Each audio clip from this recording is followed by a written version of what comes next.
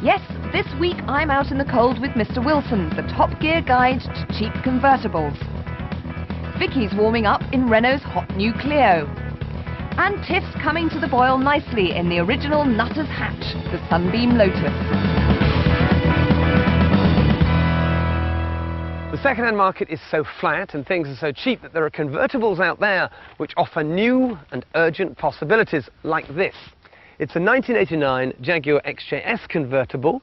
It's done just 27,000 miles and we pulled it out of the Auto Trader and it was being advertised at $7.5 grand. You can buy them for even less, $6.5 if you look hard. Yes, I know it only does 15 miles to the gallon, and yes, I know you need to be the Duke of Westminster if anything serious goes wrong, but I would say to you, what are you going to do? Take it with you, people? Live a little. Life's too short. But if you don't want to break the bank paying running costs, but you still want the charisma, I'd suggest this, the Saab 900. Elegant, practical and enormously well built, the 900 ragtop is maturing nicely into a neo-classic, the convertible for cerebral professionals. Let's cut to the chase. If you're going to tool around in a soft top at this time of year, then it needs a good heater.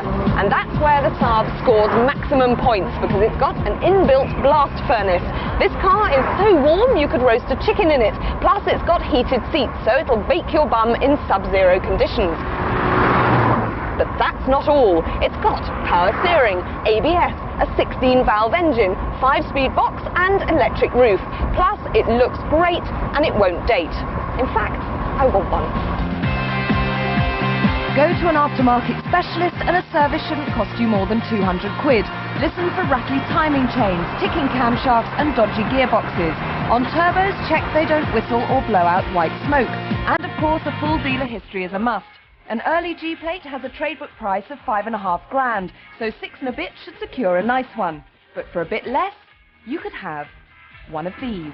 Not as stylish maybe, but as long-lasting. And BMW 3 Series convertibles aren't dear either. We pulled this one out of the classifieds. It's a G-Reg. It's done 100,000 miles. Yours for about 6 grand. And I'll tell you why you should have a 325i convertible is because up front is the most glorious BMW straight 6. 2.5 litre, makes all the right noises and is very, very quick. This particular model comes from the era when the 3 Series used to wag its tail a lot. So you get a damp road, you have to go around roundabouts twice. The tail just very neatly steps out, but it's very easy to catch it. They're great, great fun to drive. And we're talking near Mercedes build quality. They do last and last. And if you use a non-franchise specialist, they're not bad to run either. Fun car. But be careful, so many have been thrashed, crashed and bastardized. The best 325i's are original, unmodified and come with a nice parade of BMW rubber stamps in the service book. Check for noisy camshafts, crash damage, clocking and blue smoke. But the main problem with the 3 Series isn't its mechanical integrity, it's the people who drive them. Rough people and rough BMWs go together. So there you go, some seriously classy top soft tops, and none of them more than 7.5 grand. But if your pocket is feeling the pinch, stick around because we've got more and they're even cheaper.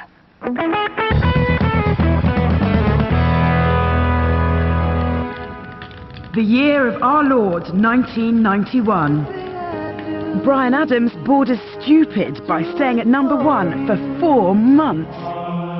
A turquoise David Icke declared that he was the Son of God. And I did my first ever road test on a natty motor called the Renault Clio. Well, now there's a new Clio in town and it makes me feel like a teenager all over again.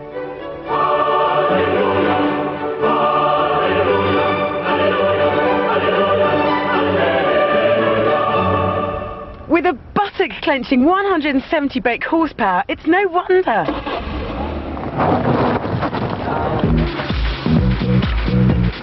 The Mark II Clio was launched back in 1998, quickly establishing itself as mature, sophisticated, and maybe just a little too sexy. But with this Renault Sport version, the Clio has slipped off its slip-ons and pulled on a pair of rocket-powered booters. Renault Sport is the company's competition arm, responsible for Renault's 6 championship-winning Formula 1 engines, and this sprightly 2-litre 16-valve engine is yet another feather in its cap. It'll reach 60 miles an hour in 7.2 seconds and romp on to 138 miles an hour, making this one very naughty little car. Of course, a seductive small car, big engine combo isn't new in Clioland. Back in '93, Renault turned the notch up to 11 with a Clio Williams, which married a hearty 2-litre 150 brake engine to a fabulous front-drive chassis. They've done it again in here, and some. This car is superb. It is incredibly chuckable and very grippy, and you quickly become part of the whole thing. And what I particularly like is the little change gear light, which encourages you to use all the revs in every gear, and it flashes when you need to change up. But the whole car just makes you feel so alive.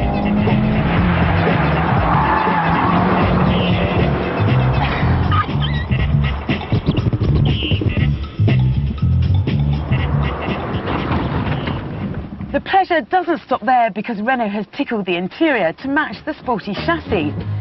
For a terribly tempting 16 grand, you get shiny silver trim on the doors, dash and gear knob, sexy suede upholstery on the seat and steering wheel, plus every girl racer's dream, drilled pedals. I have to warn you that there are no options on this car, but it doesn't matter because it comes fully loaded.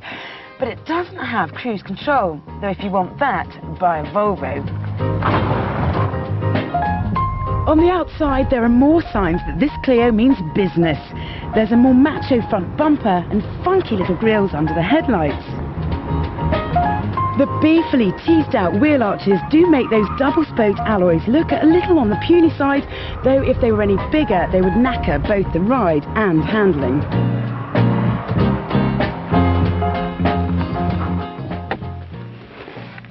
That and a muffled exhaust note are the only things I can find to fault this car. It will ride roughshod over the market's golden boy, the 137 brake Peugeot 206 GTI. Yes, ladies and gentlemen, this is the hottest hatch of the batch. How hot?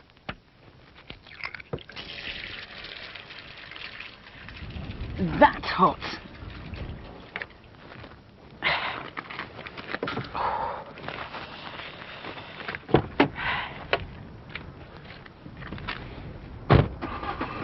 We've all grown up since 1991, but at least some of us still know how to have fun.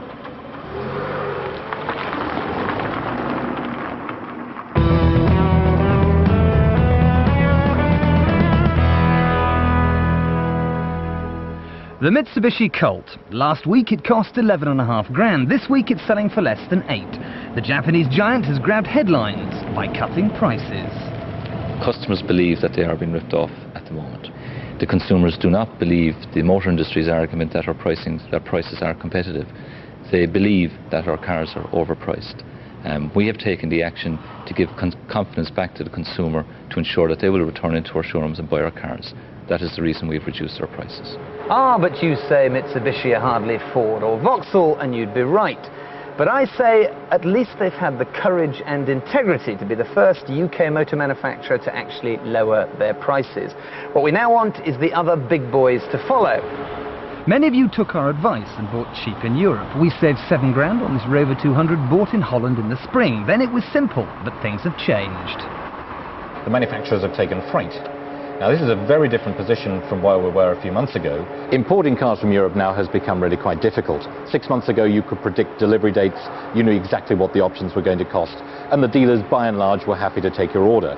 The manufacturers and the importers now are working behind the dealers to dissuade both them and the importer, the private importer from the UK, to order. Are you saying that these are deliberate attempts by the car makers to stem the thousands of people, UK buyers, going abroad and bringing new cars back? This must be a deliberate tactic to put British buyers off from buying in the cheapest markets. You can identify Denmark, Finland and Holland, for example, as 3 particular examples.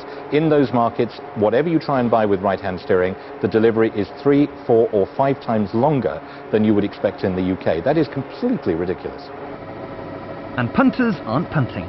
Car showrooms are like the Mary Celeste, with 50,000 of you importing new cars from Europe this year alone. There are 500,000 unsold cars clogging up the system here in the UK, and that's because nobody's buying, everybody's waiting. But despite a bow wave of media pressure, all the industry has given us so far is fudge and compromise. And Ford will reimburse the difference. It's not just a matter of list prices. With free finance, free insurance, etc. The offers that the manufacturers are currently putting on the table are confusing the basic issue about pricing. 4 years 0%, £1,000 off, £500 cashback, £2,500 cashback, free insurance, etc. is just confusing the issue. I think what we need is clarity. When will the motor industry learn that consumers are far too sophisticated to play these silly games? They don't want special editions, special offers, and things that just confuse the market. What they want is clear, transparent, honest prices. And they're not the only ones. Some car dealers out there are sweating so much that they're saying to the manufacturers they must reduce their prices soon, or some of them will not be there next year. Even one of the biggest car dealers in the country is worried. Peter Vardy, whose group sells 150,000 cars a year, is angry. I wrote to our manufacturer partners because we work closely with them. You know, as manufacturers and retailers, it is a partnership. And put my suggestion that prices should be realigned and probably reduced by 10 to 12% from January the 1st next year. I suggested that it was announced in December so that the year could get off to a good start. There is plenty of indecision at the moment. Customers are voting with their feet and delaying their purchase decision because of all the publicity that they read and hear. The manufacturers must now act. But the motor moguls aren't for turning. Ford's response was blunt. We've got no plans to reduce prices at this stage.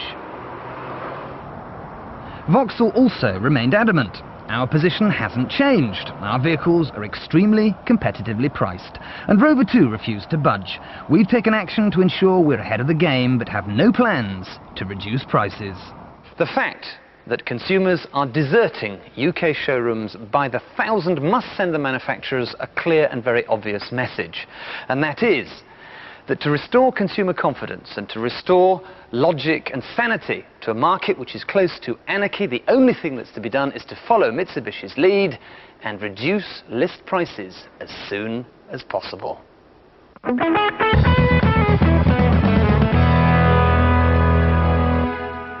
Back to our lunatic notion of buying soft-top cars in the middle of winter. Now, if these two are a little rich for you, £7 for the Saab, £6 for the BMW, here's one you maybe won't have thought of, and it's half the price of the other two. I give you the Peugeot 205 Cabriolet.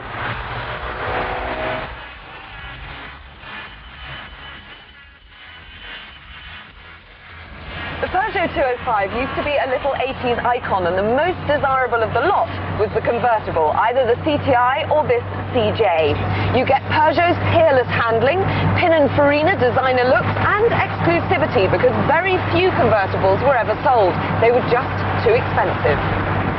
The downside to the 205 is that they feel very tinny and insubstantial. They won't die, but they get increasingly decrepit, so shop carefully. Look for lots of oil leaks, an engine that sounds like a pair of castanets, billowing blue smoke from high milers, blowing head gaskets, and make sure the cam belt's been changed recently. Most were bought by suburban mummies and tend to be better looked after than their hatchback counterparts. Early G-Plate 205 convertibles are down to a couple of grand now, but if you want a drop top that's much better screwed together, you'll need to go to Wolfsburg. You'll need a Golf convertible. And these have also taken a big hit in the price guides over the last 6 months. In fact, only 2 weeks ago, I sold a very pretty D-Reg Golf Cabriolet for just 2,000 quid. This is an F-Reg 89, done 123,000 miles. It's been around the world. Could be sitting in your driveway for just 3,000 quid. Cheap car. They'll easily do 200,000, but watch that hood. A new one is £700 territory. Mind you, it'll do 30 to the gallon and cost around £150 to service. Downsides, well, it's a bit austere, a bit gloomy. The standard spec's a bit mean. You've got these funny floppy things to wind your windows down, and there's no power steering, so it's a bit heavy on the hands. But it still looks very good. It's that classic Carman shape, and it's still got buckets and buckets of street cred. And don't expect any serious mechanical nasties, apart from the odd CV joint clicking and worn shockers. GTIs are hard to insure at Group 15, but the 1.8 Clipper convertible weighs in at only Group 13, and prices are withering.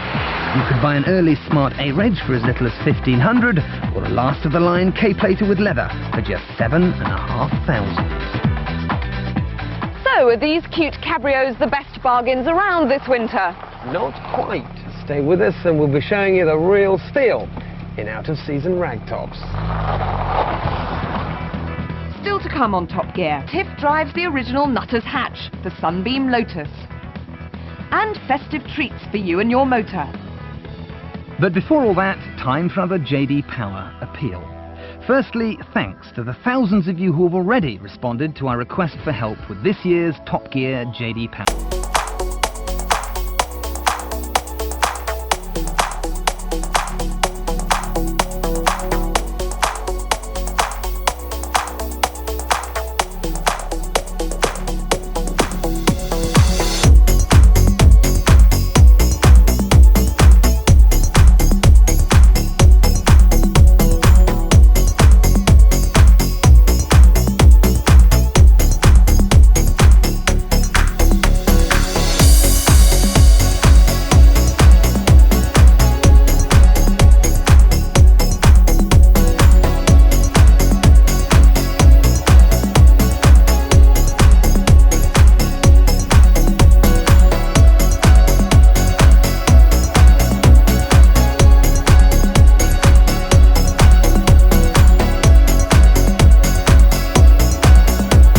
In the latest 172 horsepower Clio, but then nothing's ever really that new, because 20 years ago this Talbot Sunbeam had 155 horsepower under the bonnet thanks to a 2.2 litre twin cam Lotus engine straight out of the Esprit. But the big difference between now and then is that this little hot hatch is rear wheel drive. And that's made it possible for Lotus to up the power to 234 bhp and in 1980 go out and break the Ford Escort's 8-year domination of the RAC Rally of Great Britain.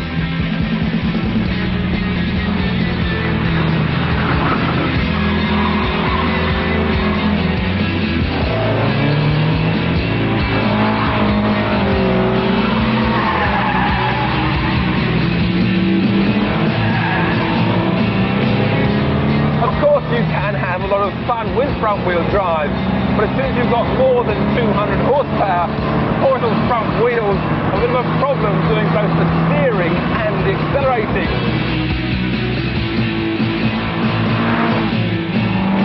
You see, with rear-wheel drive, you can do the first bit of steering with the steering, and the next bit with the throttle.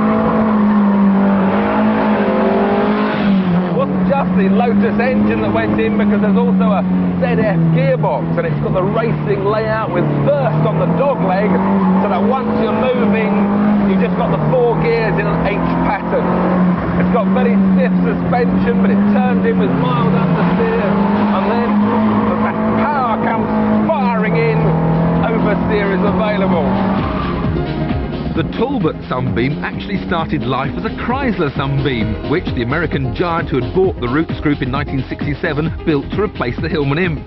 It was, quite simply, a shortened Hillman Avenger, and it was Chrysler who had the idea of sticking the Lotus engine in and improving their image by going rallying. But Peugeot bought the company in 1978, dug out their old Talbot badge and claimed all the glory. If you can find one that hasn't rusted away, for just a few £1,000s, you can still have a fun competition car to go sprinting in at weekends. Brilliant! Sorry, Vix, until I can get my hands on that mid-engined rear-wheel drive Clio sometime towards the end of next year, I'm sticking with this.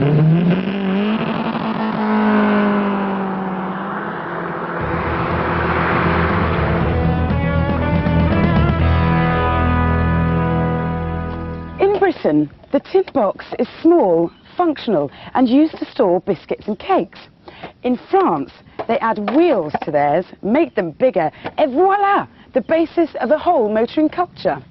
Since the Citroën 2CV and Renault 4 went to that great scrapyard in the sky, both companies are now trying to reclaim some of that tin box territory.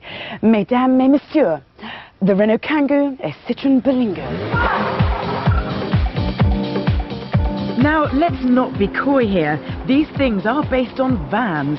But the French, the people who took the 2CV to their hearts, think these bizarre cars are a really good idea. So much so that they're now sending them over here. What are they putting in their baguettes these days?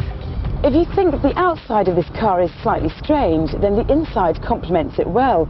To disguise the fact that this is a van ordinaire, Citroën has stuck in some rather tasteful upholstery and colour-coded the dials. But despite those valiant efforts, this car won't be bought because of its styling. You do get a choice of 3 engines though, including a diesel. This entry-level 1.4-litre petrol is zippy enough once you've wound the revs up into a frenzy, and despite its van underpinnings, it handles in a tidy fashion. But people won't buy this car because of its performance. What people will buy this car for though is space. It's got gallons of it. You could even drive along wearing an enormous hat, like people aren't going to stare at you anyway. It's also got one of the biggest sunroofs I've ever seen. But maybe Citroën designed this as another way to get into the car because there are no side doors, possibly limiting the use of all that space. Which is where the Renault comes into its own, because when converting this into a car, Kangoo was given 2 sliding doors for the backseat passengers. Smart move, my little French chums.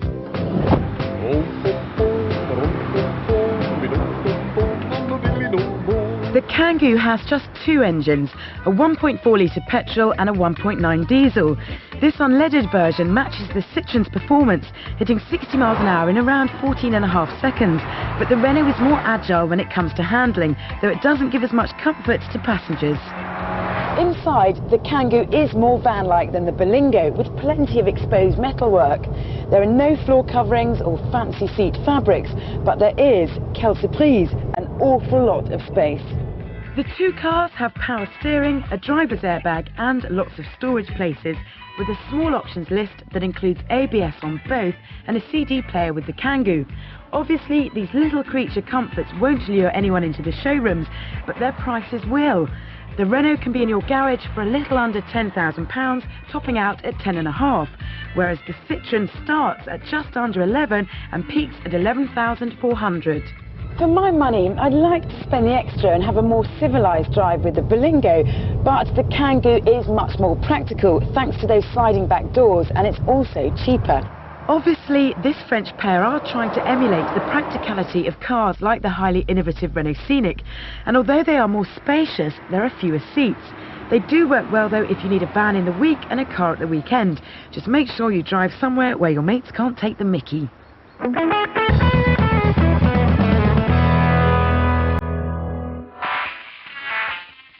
Now is the time for giving, so this year give your motor a Christmas to remember. Say sorry for those shortcuts that weren't with a satellite navigation system. It'll direct you straight to your destination or show you things like where the nearest petrol station is. These systems start from around £1,850, but there are cheaper alternatives from about £1,000. Beat the jams with a traffic master on your dashboard. Very slow traffic for 4 miles. It warns you of motorway queues 10 miles before you reach them. Batteries not included. So stop your car getting hot and bothered for around £80. Less of a stocking filler than a boot filler. This fridge runs off the cigarette lighter and keeps things hot or cold. So make sure you switch it the right way. Keep your turkey sandwiches fresh for a cool £90. Save your seats with a curry safe.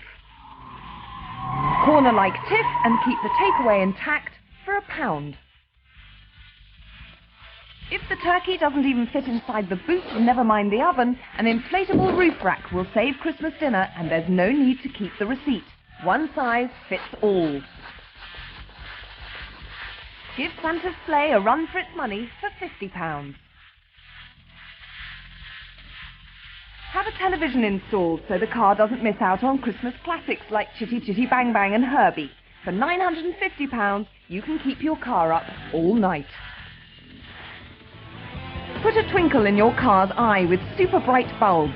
No need to eat carrots to see in the dark, but we just need an excuse for the sprouts now. xenon bulbs shine for £10 each. And finally, remember, a car is for the wife, not just for Christmas. Kiss farewell to scraped bumpers forever with a reversing aid which beeps as you get closer to an obstacle, so you can stop before... Save your bumpers for £123. So with all those goodies out there, there's no need to rely on the old standbys, like socks.